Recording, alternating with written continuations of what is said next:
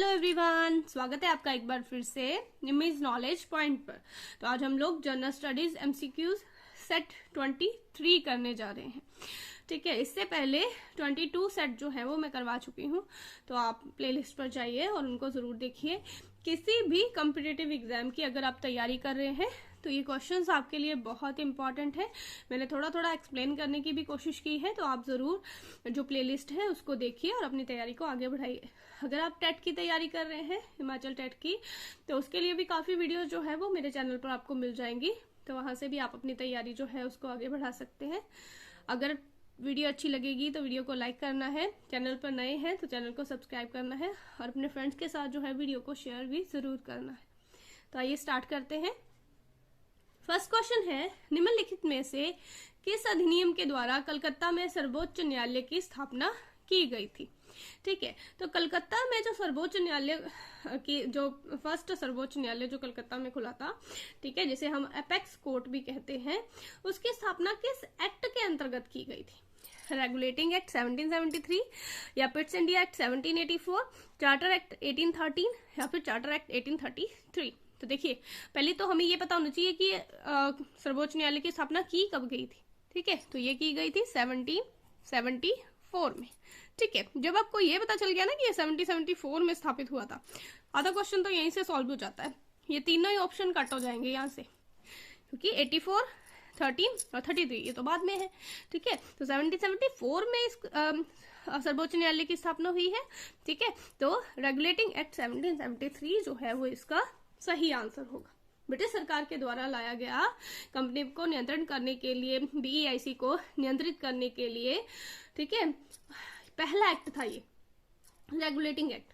ठीक है, तो प्लेलिस्ट बनी हुई है पॉलिटी की प्लेलिस्ट बनी है, जिसमें मैंने ये सारे एक्ट जो है वो सिस्टम से सीरियल वाइज जो है वो पढ़ाए हुए हैं। Regulating act, act of settlement, Pitt's India act, ठीक है, उसके बाद भी जितने भी एक्ट आए हैं वो सारे मैंने 1947 तक का जो है वो सारा मैंने करवा दिया है। ठीक है, तो आप जरूर वहां पे जाइए, आपको सारे एक्ट जो है वो प्लेलिस्ट में मिल जाएंगे। पॉलिटी की प्लेलिस्ट जो है उसको आपको चेक करना है, वहां पर मैंने बहुत डिटेल से, जो लोग भी एचपीटीजीटी कमीशन की आर्ट्स की तैयारी कर रहे हैं ना, उनके लिए तो बहुत इंपॉर्टेंट है, क्योंकि यहाँ से क्वेश्चन देखने को मिलते हैं। जितने भी एक्ट है ना, यहाँ से जरूर क्वेश्चन देखने को मिलते हैं। तो आप जरूर प्लेलिस्ट पे जाइए पॉलिटी की और उन वीडियोस को देखिए, वहां से आपकी बहुत हेल्प हो जाएगी, आपका एक कॉन्सेप्ट क्लियर हो जाएगा। ठीक है, तो ब्रिटिश जो सरकार थी वो जितने भी एक्ट भारत में लेकर आए थे आजादी से पहले के, वो सारे जो हैं वो मैंने वहां पे कवर करवाए हैं। तो पॉलिटी की प्लेलिस्ट आप जरूर देखिए। ठीक है, तो नेक्स्ट आते हैं। आपको याद रखना है, रेगुलेटिंग एक्ट 1773 में आया था और इसी के अनुसार एक सुप्रीम कोर्ट की जो है सर्वोच्च न्यायालय की स्थापना करनी थी, तो वो कलकत्ता में की गई थी 1774। ठीक है, नेक्स्ट है, स्थानीय स्वशासन निम्नलिखित में से किस सूची के अंतर्गत सम्मिलित है? ठीक है, स्थानीय स्वशासन, पंचायती राज वगैरह, ये किस सूची का अंग है? कौन देखता है इसका सारा काम? तो ये इसके ऊपर कौन कानून बनाता है, क्या जो है, ये हमारी राज्य सूची के अंतर्गत आता है। ठीक है, जो स्थानीय स्वशासन है, जो पंचायती राज है, इनके इलेक्शन वगैरह या और भी सारी चीजें कौन देखता है? राज्य सरकार देखती है। ठीक है, राज्यों में वित्त आयोग की भी स्थापना की जाती है, राज्यों में निर्वाचन आयोग होते हैं। ठीक है, तो वो इनके इलेक्शन करवाते हैं, जो वित्त वगैरह है वो इनका राज्य वित्त आयोग देखता है। तो ये सारा जो है ये राज्य सूची के अंतर्गत आता है। तो आपको पता होना चाहिए कि हमारी जो 7वीं अनुसूची है, 7th शेड्यूल ऑफ कॉन्स्टिट्यूशन, उसमें 3 प्रकार की सूचियां दे रखी हैं। 7th जो अनुसूची है हमारी, ठीक है, 3 प्रकार की है। सूची 1 जो है, सूची 1 उसको हम बोलते हैं संघ सूची। ठीक है, सूची 2 जो है उसको हम बोलते हैं राज्य सूची। ठीक है, और सूची 3 इसको हम बोलते हैं समवर्ती सूची। ठीक है, तो आपको याद रखना है, सूची 1 जो है उसमें संघ सरकार जो है वो सारा काम देखेगी। ठीक है, संघ सरकार जो है वो इसके ऊपर कानून बनाएगी। सूची 2 जो है इसके ऊपर राज्य सरकारें जो है वो कानून बनाएंगी, और सूची 3 जो है उसके ऊपर राज्य और संघ सरकार दोनों ही कानून बना सकती हैं, ये दोनों के पास है समवर्ती सूची। ठीक है, इसमें ऐसे विषय आते हैं जिनके ऊपर समय समय पर जो हमारा केंद्र है वो भी कानून बनाता है और राज्य भी कानून बना सकते हैं।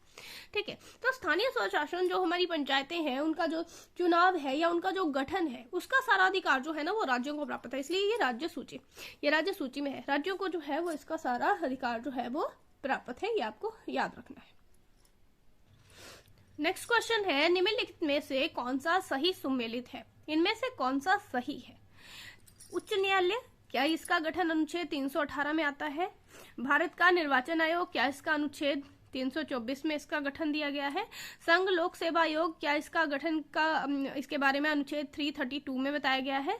या महाधिवक्ता एडवोकेट जनरल, ठीक है, क्या इसका जो गठन इसका जो पद है वो अनुच्छेद 351 351 में दिखाया गया है। देखिए बाकी सारे ही गलत है, सिर्फ एक निर्वाचन आयोग को छोड़कर बी जो है वो सही है, बाकी सारे गलत है। तो इनको हम एक बार देखते हैं। देखिए उच्च न्यायालय जो है हमारा, ठीक है, जो हमारा हाई कोर्ट है, इसका गठन जो है वो आर्टिकल 216 में दिया गया है, 216 में। ठीक है, संघ लोक सेवा आयोग, ठीक है, इसका गठन जो है, ठीक है, वो हमारा दिया गया है संघ व राज्यों के लिए, ठीक है, लोक सेवा आयोग। तो इसका गठन जो है वो 315 में, ठीक है, इसमें दिया गया है। और एडवोकेट जनरल जो है, ठीक है, एक होते हैं अटॉर्नी जनरल, वो आर्टिकल 76 है, और एक होते हैं एडवोकेट जनरल जो राज्यों के लिए होते हैं, तो इनका आर्टिकल है 165। एडवोकेट जनरल जो है वो आर्टिकल 165 में आते हैं, इनका पद आर्टिकल 165। ठीक है, जो सेंट्रल लेवल पर होते हैं ना वो होते हैं अटॉर्नी जनरल, महान्यायवादी, अटॉर्नी जनरल, महान्यायवादी, ये आते हैं आर्टिकल 76 में।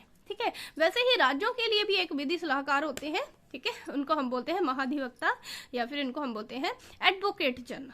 ठीक है, एडवोकेट जनरल बोलते हैं इनको हम, एडवोकेट जनरल। ठीक है, तो इनका पद जो है वो आर्टिकल 165। तो ओनली निर्वाचन आयोग जो है वो सही है। ठीक है, इलेक्शन कमीशन आर्टिकल 324 में आता है, आर्टिकल 324 याद रखना है आपको। नेक्स्ट क्वेश्चन है, बिंदुसार ने अशोक को किस विद्रोह को समाप्त करने के लिए भेजा था? ये क्वेश्चन हमारे टीजीटी आर्ट्स कमीशन में आ चुका है। ठीक है, तो आपको याद रखना है बिंदुसार के समय में तक्षशिला में जो है वो 2 विद्रोह हुए थे। ठीक है, तक्षशिला में, बिंदुसार के टाइम में तक्षशिला में 2 विद्रोह हुए थे, जिसमें एक बार जो है अशोक को भेजा गया था बिंदुसार के द्वारा, और एक बार जो है सुसीम को भेजा गया था। ठीक है, ठीक है, तो अशोक ने जो है तक्षशिला के विद्रोह को जो है वो शांत किया था। ठीक है, इसके विद्रोह को जो है वो रोका था, इसके विद्रोह को जो है वो अशोक के द्वारा समाप्त किया गया था, ये आपको याद रखना है। ठीक है, नेक्स्ट है, गुरु नानक देव का उत्तराधिकारी कौन था? गुरु नानक देव जी के उत्तराधिकारी कौन थे? ये थे गुरु अंगद देव। गुरु अंगद देव, गुरु अंगद देव जी जो हैं, इनका असली नाम, वास्तविक नाम इनका था लहना। ठीक है, इनका नाम था लहना। गुरु नानक देव जी ने इनको नाम दिया गुरु अंगद देव। ठीक है, ये भी आपको याद रखना है। गुरु नानक देव जो है ये फर्स्ट गुरु थे। ठीक है, और गुरु अंगद देव जी जो है ये सेकंड गुरु थे। ठीक है, इसके अलावा अगर यहाँ से क्या क्वेश्चन आता है कि गुरुमुखी लिपि किसके द्वारा, गुरुमुखी किसके द्वारा इसकी रचना की गई? गुरुमुखी लिपि की रचना। ठीक है, तो ये भी किसने किया है? ये भी गुरु अंगद देव जी ने, गुरु अंगद देव जी ने। याद रखना है, गुरु अंगद देव जी सेकंड गुरु थे, सिखों के दूसरे गुरु थे।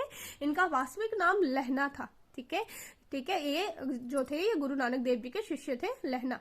फिर इनको बाद में गुरु ने अंगद नाम जो है वो दिया था, और इन्हीं को गुरुमुखी लिपि का रचनाकार भी माना जाता है। ठीक है, तो ये आपने इतना इनके बारे में याद रखना है। नेक्स्ट है, ब्लैक होल घटना का विवरण हमें एक अंग्रेज से प्राप्त होता है, वो कौन है? ब्लैक होल की घटना जो है, ठीक है, ये कलकत्ता में हुई थी। आपको याद रखना है, जब बंगाल के नवाब थे सिराजुद्दौला, ठीक है, उस टाइम पे कहा जाता है कि सिराजुद्दौला ने क्या किया था, एक काल कोठरी में ना, मतलब बहुत छोटी सी काल कोठरी थी, कुछ 18 फीट लंबी और 14 फीट चौड़ी। ठीक है, 18 फीट अच्छा, सबसे पहले हम ये देख लेते हैं कि किसने इसका विवरण किया था। तो हॉलवेल ने विवरण किया था। ठीक है, ये एक अंग्रेज सैन्य अधिकारी थे। ठीक है, अंग्रेजों की सेना में एक अधिकारी थे। इन्होंने इसके बारे में बताया है कि 20 जून 1756 को, ठीक है, कौन थे बंगाल के नवाब उस टाइम पे? सिराजुद्दौला।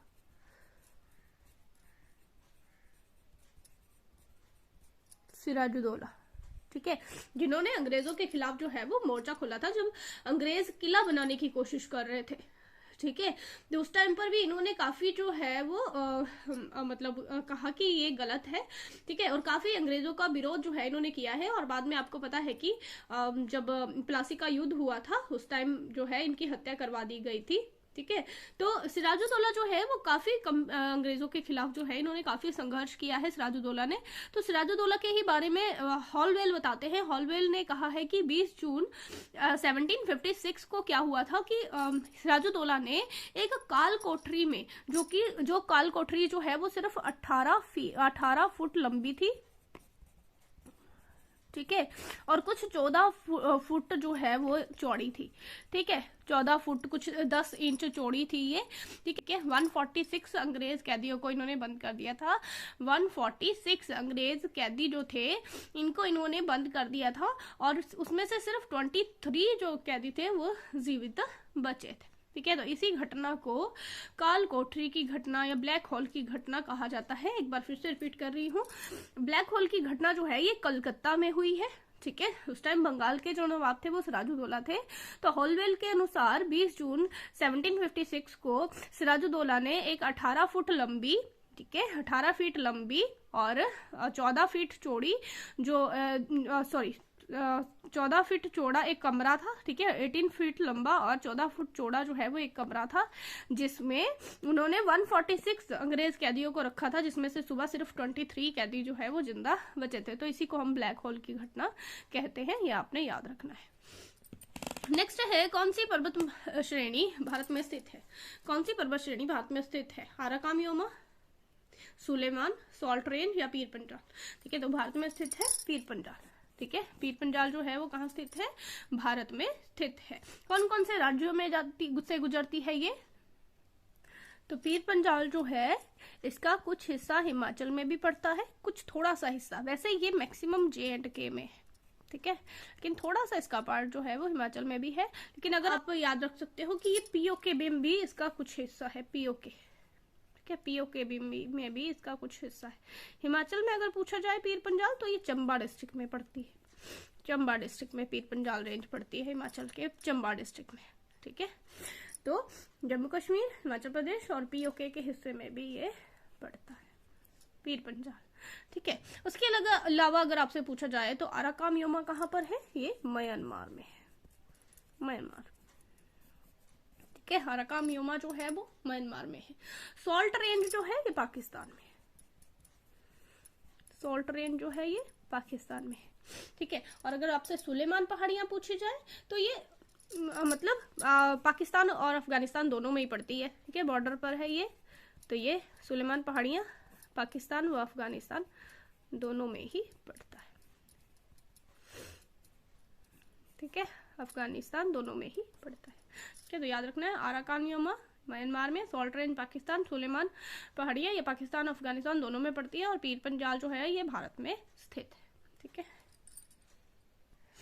नेक्स्ट क्वेश्चन है, भारत का प्रथम परमाणु ऊर्जा केंद्र है? कौन सा है पहला परमाणु ऊर्जा केंद्र? ठीक है, तो ये है तारापुर परमाणु ऊर्जा केंद्र। कहाँ पर है ये? महाराष्ट्र में। ठीक है, महाराष्ट्र में ये पहली बार स्थापित किया गया था, USA और भारत दोनों के द्वारा। ठीक है, USA की मदद से जो है इसको स्थापित किया गया था। नेक्स्ट है, ई व्यापार का क्या अर्थ है? ई व्यापार क्या है? E commerce. ई कॉमर्स क्या है? ई कॉमर्स है जो इंटरनेट के द्वारा व्यापार किया जाता है। ठीक है, जो हम Amazon, फ्लिपकार्ट, मीशो, ठीक है, ये जो व्यापार है ना, इसके द्वारा जो इंटरनेट के जरिए जो होता है ऑनलाइन, जिसको हम शॉपिंग बोलते हैं। ठीक है, इसको बोलते हैं ई कॉमर्स। ठीक है, ई व्यापार या ई कॉमर्स बोलते हैं इसको। तो ये भी आपने याद रखना है। ठीक है, नेक्स्ट है, भूकंप को ये भी कहा जाता है। भूकंप को और किस नाम से जाना जाता है? टीचर, टेम्पर, कंपन या इनमें से कोई नहीं, तो कंपन।